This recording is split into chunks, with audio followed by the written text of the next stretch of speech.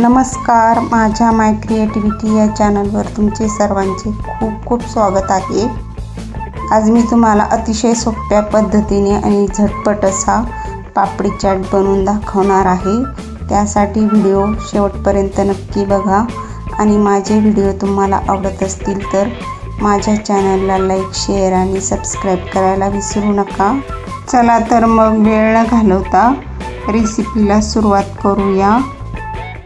पापडी चाट बनवण्यासाठी मी इथे एक ताट घेतलेलं आहे। पापडी चाट करताना पापडी खाली टाकली तरी चालते, परंतु अधिक छान दिसावं म्हणून मी पापडी बाजूला लावणार आहे। आणि आता सर्वात अगोदर यामध्ये मी साखर घालून घोटून घेतलेलं दही ताटामध्ये घालून घेत आहे। दही घेताना फ्रेश घ्यावं, आंबट घेऊ नका। आता या ताटामध्ये मी व्यवस्थित दही पसरून घेणार आहे। बघू शकता या पद्धतीने असं आकर्षक पद्धतीने चाट केलात तर तुमच्या बघूनच तोंडाला पाणी सुटेल। आता इथे ताटामध्ये मी दही व्यवस्थित पसरवून घेतलेलं आहे आणि आता त्याच्यावर उकडलेल्या बटाट्याच्या फोडी घालूया।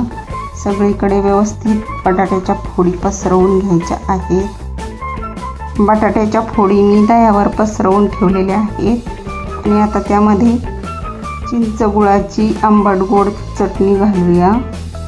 तुम्हाला ज्या प्रमाणात आवडत असेल त्या प्रमाणात तुम्ही घालू शकता। मी माझ्या चॅनलवर चिंच गुळाची चटणी कशी करायची त्याची रेसिपी पाणीपुरीच्या रेसिपीमध्ये टाकलेली आहे, तुम्ही तिथे जाऊन ती बघू शकता। आणि आता वरून थोडासा कापलेला कांदा सुद्धा घालूया आणि आता वरून थोडीशी बारीक जिरे पावडर भुरभरून घेऊया आणि आता थोडासा चाट मसाला भुरभरून घेऊया।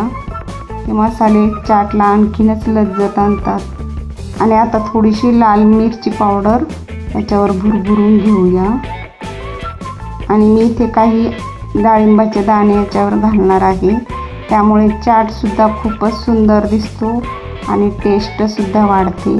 आता थोडीशी बारीक कापलेली कोथिंबीर घालूया